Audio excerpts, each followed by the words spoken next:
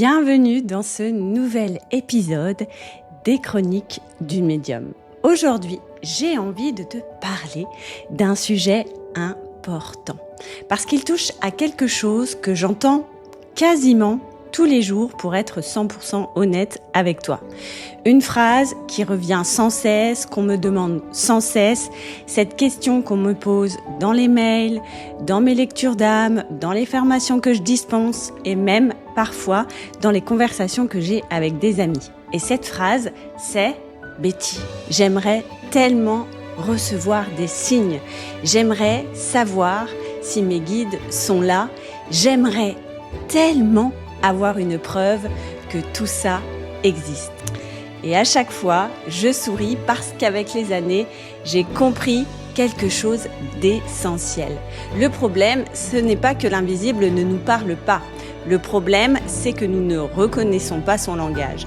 Parce que l'invisible fait déjà naturellement partie de toi et ça depuis toujours. Alors aujourd'hui, j'ai envie de te montrer ce que personne ne voit, comment l'invisible te parle, comment le reconnaître et surtout, comment le comprendre. Alors prends le temps de t'installer confortablement. Merci de laisser un petit temps dans ta journée pour qu'on passe ce petit moment ensemble. Et c'est parti pour une nouvelle chronique d'une médium. À tout de suite. Bonjour et bienvenue dans les Chroniques d'une médium. Je suis Betty Brochet, médium énergéticienne, ton accompagnatrice du monde invisible. Dans ce podcast, je t'emmène au cœur de mes aventures extraordinaires, là où les esprits se manifestent et les âmes se transforment. Que tu sois novice, curieux ou praticien aguerri du monde invisible, chaque épisode est une fenêtre ouverte sur des expériences spirituelles captivantes et des transformations profondes. Je te raconte les histoires fascinantes de ma vie en tant que médium et les récits inspirants des transformations vécues par mes clientes grâce à leur rencontre avec l'invisible. Laisse-toi porter par ces histoires intimes et vibrantes. Ensemble, explorons les dimensions cachées de notre existence et découvre ce monde extraordinaire qui peut tant nous apporter. Abonne-toi dès maintenant pour ne rater aucun voyage. Ouvre grand tes oreilles, tes yeux et toutes tes sensations. Le voyage commence maintenant. Bonjour à toi, j'espère que tu vas bien. Je crois que si je devais compter le nombre de fois où j'ai entendu cette phrase, je serais incapable d'ailleurs de te donner un chiffre. Mais tu sais cette fameuse phrase, Betty, comment savoir si l'invisible m'a envoyé des signes ? Mes clientes, ma famille, mes enfants, mes amis, la phrase est toujours la même. Je veux une preuve. Je dois dire que c'est complètement légitime de chercher des preuves dans l'existence de ce monde. Personnellement, je suis aussi ce type de personne qui a tendance à croire seulement ce qu'elle voit. D'ailleurs, pour la petite histoire, mon fils Lucas, le grand, la dernière fois, me voit utiliser des baguettes de sourcier. Tu sais, c'est un outil que je développe tranquillement. Et on en voit partout sur les réseaux sociaux en ce moment. Et il me dit, mais waouh, maman, mais t'as plein d'influenceurs qui font ça sur les réseaux. Et toi, tu vas le faire aussi ? Alors, je lui réponds, je sais pas. Je vais d'abord expérimenter avec l'outil et me rendre compte par moi-même si ça fonctionne vraiment ou si je suis capable d'utiliser cet outil pour le bien de tous. L'idée, c'est pas de faire du folklore, mais utiliser les baguettes à bon escient et en lien aussi avec ce que je transmets. Donc oui, je comprends qu'on veuille des preuves parce que c'est aussi mon fonctionnement. Donc quand une personne cherche à avoir des signes réels pour approuver l'existence de l'invisible et de son influence dans sa vie, évidemment, je trouve ça complètement légitime. Et d'ailleurs, tu sais, je me souviens d'une conversation que j'avais eue avec une amie à ce sujet-là, d'ailleurs, et elle était persuadée qu'elle n'était pas connectée à l'invisible. Pour elle, les autres recevaient des signes, ils avaient des ressentis, ils avaient de l'intuition, mais pas elle, parce que elle me disait, tu sais, moi, c'est pas mon truc. Et dans cette conversation, une fois, elle me dit, mais tu sais, moi, Betty, j'ai rien, je vois rien, je ressens rien, je ne reçois rien. Alors, ça m'a amusée, je suis rentrée un petit peu dans son jeu, puis je lui ai posé quelques questions, comme ça, juste dans la conversation de manière naturelle. Et je lui dis, au fait, tu rêves ? Elle me répond, oui, comme tout le monde, je fais des rêves. Ok, cool. Et t'as déjà fait des rêves que tu pourrais qualifié d'étrange ou de persistant. Tu sais, genre de rêve qui te prend la tête toute la journée. Ah, elle me dit, bah ouais, d'ailleurs, je fais toujours le même rêve depuis de nombreuses années et je comprends pas pourquoi. Je dis, ah, cool. Et du coup, est-ce que tu as changé d'avis et, et, et est-ce que il t'est déjà arrivé de changer d'avis en dernière minute parce que tu le sentais pas, tu t'es dit, ouais, non, en fait, je vais pas aller vers ce truc-là, je veux pas faire ce truc-là. Et là, elle me raconte une histoire, elle me dit, bah oui, ça m'est déjà arrivé, rappelle-toi la dernière fois, je voulais absolument cette maison, je l'avais vue, je l'avais visitée, on était vraiment à fond, on était prêt à signer le compromis. Et je sais pas pourquoi, la veille de la signature du compromis, j'ai eu comme une sensation que je devais pas prendre cette maison. J'en ai discuté avec Georges, donc son mari, et elle m'a dit, finalement, on s'est rétracté et je ne sais pas pourquoi. Et là, je lui dis, ah oui, c'est vrai, je me rappelle de cette histoire où finalement ton intuition te disait de pas aller vers cette maison. Bah oui, oui, c'est ça, tu te rappelles. Bah, j'ai dit, oui, je me rappelle très bien. Et je dis, ah tiens, j'ai une dernière question pour toi, juste comme ça.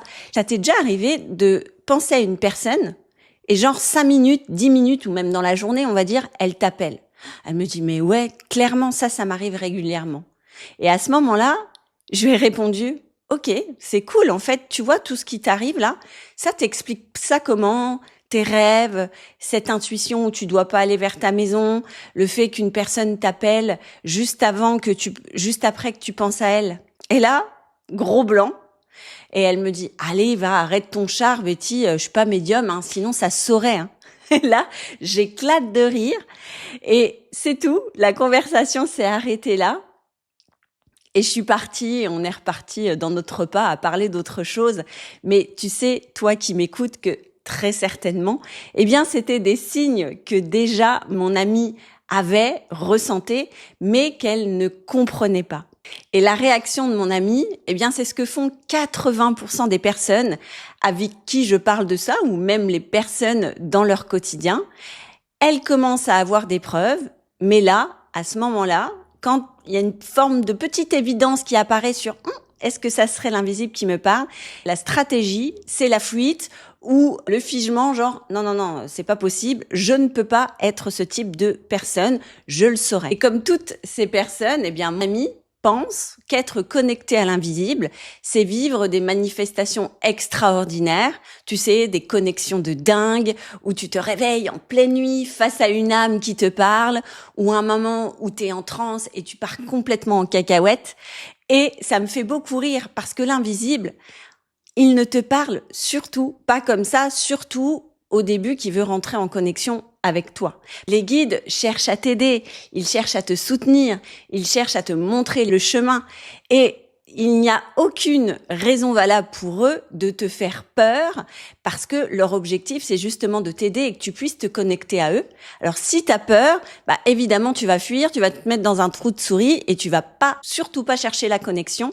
Et eux, c'est pas leur objectif parce que plus, en fait, tu vas comprendre leur langage, bien, plus tu vas les écouter, plus tu vas être en sérénité avec ça et donc plus tu vas pouvoir trouver le meilleur chemin, avoir les meilleures indications pour avancer vers ce qui te correspond ou pas. Et honnêtement, allez, avouons-le, moi aussi j'ai eu cette peur de l'invisible pendant un moment de ma vie et c'est tout à fait normal. Notre cerveau, il est directement relié à notre réalité. Et la réalité, malheureusement, sur le monde invisible, c'est ce que tu vois sur les réseaux sociaux ou dans les films. Et je vais t'avouer quelque chose, c'est du cinéma. Le but, quand tu vois des histoires sur le monde invisible, sur les réseaux sociaux ou dans les films, c'est de te procurer des émotions. Eux, ce qu'ils cherchent à faire, c'est le buzz. Donc, comment faire le buzz sur les réseaux sociaux ou au cinéma, c'est de te procurer un max d'adrénaline, un max d'émotions pour que tu fasses « Waouh, c'était trop dingue ce que j'ai vu, ce que j'ai ressenti !» Et vas-y, va le voir, regarde, je te partage ça sur mes réseaux sociaux parce que ça t'a procuré de l'émotion. Donc évidemment, le but pour les réalisateurs ou de contenu ou de films, ce n'est pas de te montrer forcément la réalité, sinon ça serait un documentaire ou un reportage, mais de te procurer des émotions. Donc, évidemment, on va enjoliver ce fameux monde invisible. Je te prends un exemple tout bête sur l'histoire des Warren. Elle était médium, lui, il était démonologue. Donc moi, j'ai lu tous leurs livres. Donc rappelons, donc leurs livres, c'est eux qui les ont écrits. Donc c'est vraiment une biographie de leur histoire. Et là, c'est réaliste. Donc, tu es vraiment dans leurs aventures, quand ils vont faire de l'exorcisme, quand ils vont dégager des maisons, aider des personnes à se libérer des forces négatives. Et leurs livres sont vraiment passionnants. Et là, tu es vraiment dans la réalité, style reportage. Donc, tu vois la réalité. Et puis, il y a ces fameux Conjuring. Je ne sais pas si tu as vu leurs films.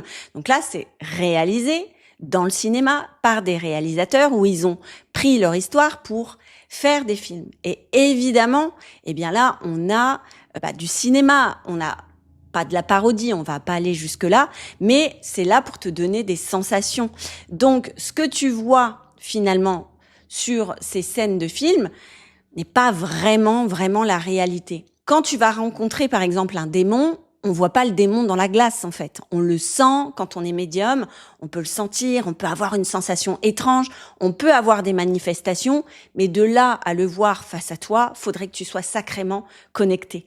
Et notamment dans ces films, on voit que les gens voient des mains, voient des vieilles dames qui circulent. Ça non, ça n'existe pas. Ou alors tu es une médium qui a une très très grande clairvoyance. Moi qui suis quelqu'un de très connecté, quand je suis face à des forces négatives, parce que ça m'arrive, rappelons-le, et je te fais un lien avec tous mes épisodes de podcast que j'ai fait sur ces sujets-là, les forces négatives, je ne les vois pas, je les ressens par contre, c'est très très désagréable, mais je ne les vois pas. Et tout ça pour te dire qu'avec le recul, je me suis rendu compte d'une chose, et peut-être que mon expérience va faire écho à la tienne. J'ai pas découvert l'invisible un beau matin de mai, j'ai simplement arrêter de l'ignorer, d'ignorer tous ces signes que je percevais depuis mon enfance, depuis mon adolescence et que j'ai perçus aussi en devenant une adulte. Je me suis aperçue qu'ils avaient finalement été toujours là, dans mes ressentis, dans mes intuitions, dans certains rêves, même dans certaines rencontres. Mais à ce moment-là de ma vie, en fait, je n'avais pas encore les mots ni la connaissance pour comprendre ce que je vivais. Et aujourd'hui, si tu te poses encore la question de savoir si le monde invisible existe ou s'il te parle, je vais essayer pour la suite de cette chronique de te donner des pistes d'observation. Tu sais, j'aime bien, moi, être toujours en mode expérimental. J'observe, je fais des hypothèses, je fais des conclusions et après, je fais mon idée sur le sujet. Donc là, des pistes d'observation. Et après ça, n'hésite pas à me contacter sur mes réseaux sociaux, Betty Brochet-Am sur Insta, ou par mail pour me dire comment l'invisible résonne avec toi. Avec les années, j'ai observé que l'invisible utilisait 4 grands langages. Donc ça, encore une fois, ce sont mes interprétations, mon expérience. Il n'y a pas de théorie que j'ai sortie dans un livre ou dans une étude ou dans une formation. Encore une fois, pour moi, c'est juste ce que j'ai pu vivre au travers de l'invisible et c'est ce que je t'amène ici par rapport à mon expérience et la récurrence de ces expériences. Et encore une fois, comme je le dis toujours, je ne te demande pas de me croire, simplement de prendre de la hauteur par rapport à ce qui est dit et de te faire ton avis personnel. Donc, quels sont ces 4 grands langages de communication avec l'invisible? Le premier langage, c'est le corps. Et c'est probablement, malheureusement, le plus oublié ou celui qu'on ne va pas forcément comprendre tout de suite. Parce que nous cherchons des signes dans le ciel, alors que notre corps, en fait, nous parle en permanence et c'est le premier vecteur de communication de l'invisible. Tu sais, cette sensation de contraction quand quelque chose n'est pas normal, n'est pas juste, ou ce soulagement que tu ressens, tu sais, quand une décision que tu as prise est alignée, ou ce frisson, cette boule dans le ventre, cette énergie qui fluctue dans ton corps, et ça, c'est d'abord des signes de l'invisible.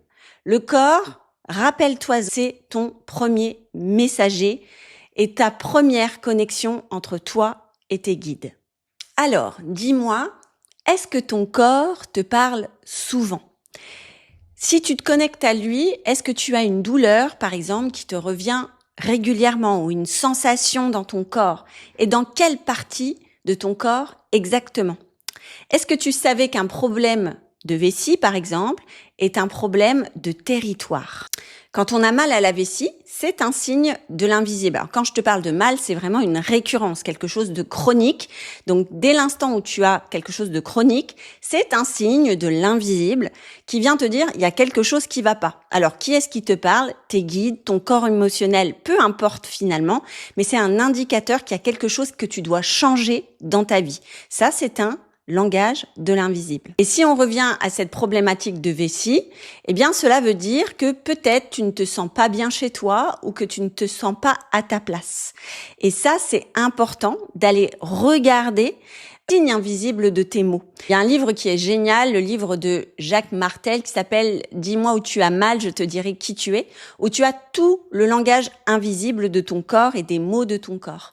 Et tu vas voir que si tu te connectes à ce langage invisible, eh bien, tu vas en prendre beaucoup sur toi et ça va te permettre d'évoluer parce qu'encore une fois, c'est le premier objectif des guides, c'est que tu puisses évoluer et te sentir mieux. Le deuxième langage de l'invisible, c'est l'intuition. Tu sais, cette petite voix discrète dans ta tête, cette évidence qui apparaît parfois sans explication.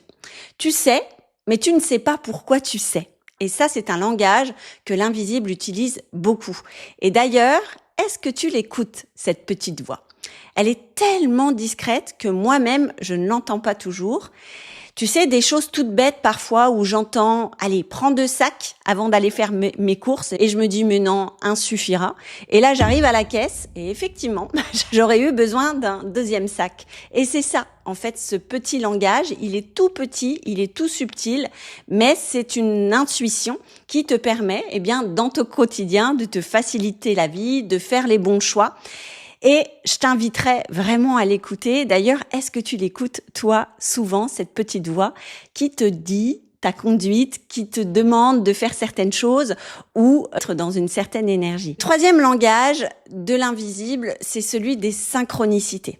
Tu sais, ces hasards qui n'en sont pas vraiment, les répétitions de situations, les rencontres improbables, les livres qui tombent au bon moment ou les phrases que tu entends juste au moment où tu en as le plus besoin. Et l'invisible adore utiliser ça dans ton quotidien. Alors, ces synchronicités, personnellement, j'en aurais des tonnes à te raconter, des situations vraiment loufoques où l'invisible m'a donné la meilleure voie pour moi. Mais ce qui m'intéresse, ce sont les tiennes. Alors, si tu as envie de me raconter la synchronicité la plus dingue que tu as vécue, n'hésite pas, encore une fois, à me contacter sur les réseaux sociaux. Je me ferai un plaisir de te lire et puis peut-être de partager ton histoire à la communauté. Dernière communication de l'invisible, évidemment, c'est peut-être l'un des langages les plus anciens, celui qu'on comprend peut-être le plus, c'est celui des rêves. Tu sais, ce moment où le mental se repose, ce moment où les résistances tombent parce que tu dors, et où les filtres disparaissent. L'invisible, dans ces conditions-là, peut vraiment être en connexion avec toi parce que le mental est en off total, enfin en tout cas à 80%. Dans ces rêves, qu'est-ce que tu as? Des images, des sensations et ces connexions à l'invisible, donc ce langage, eh bien c'est le plus fréquent et c'est celui finalement qui arrive le plus souvent parce que de manière naturelle, nous rêvons et c'est quelque chose qui est complètement normal pour nous. Maintenant, comment faire la différence entre un rêve qui est on va dire une rumination mentale ou un rêve qui est un langage de l'invisible? Eh bien, c'est là, en fait, où on va faire la différence et on va prendre cette expérience de connexion à l'invisible et de médiumnité. Les rêves qui sont des langages de l'invisible, ce sont des rêves qui vont te marquer. Si tu vas te réveiller peut-être en nage le matin, tu vas avoir une sensation étrange dans ton corps, peut-être un goût dans la bouche, tu vas avoir aussi peut-être un moment d'émerveillement et surtout ce rêve, eh bien tu vas le ruminer toute la journée et tu vas dire « Waouh, ce rêve, il était quand même dingue, waouh, j'ai une sensation vraiment bizarre » et tu vas y penser en fait pendant toute la journée, voire plusieurs jours. Ça, c'est une communication de l'invisible et je peux te dire que si tu fais un rêve de ce type et que tu as cette sensation derrière, ça vaut le coup d'aller creuser sur son interprétation. Et je suis sûre que tu as un rêve que tu te rappelles encore, qui a été hyper marquant pour toi. Et sache que voilà, ce rêve-là, c'est pas anodin et c'est très certainement l'invisible qui a voulu communiquer avec toi. Alors, pourquoi certains ont toujours l'impression que l'invisible ne nous parle jamais? Pourquoi? Bien, c'est très simple, parce qu'ils attendent que quelque chose leur arrive, quelque chose d'extraordinaire. Tu sais, des plumes blanches qui tombent du ciel, des apparitions nocturnes, des voix soudaines, des phénomènes incroyables.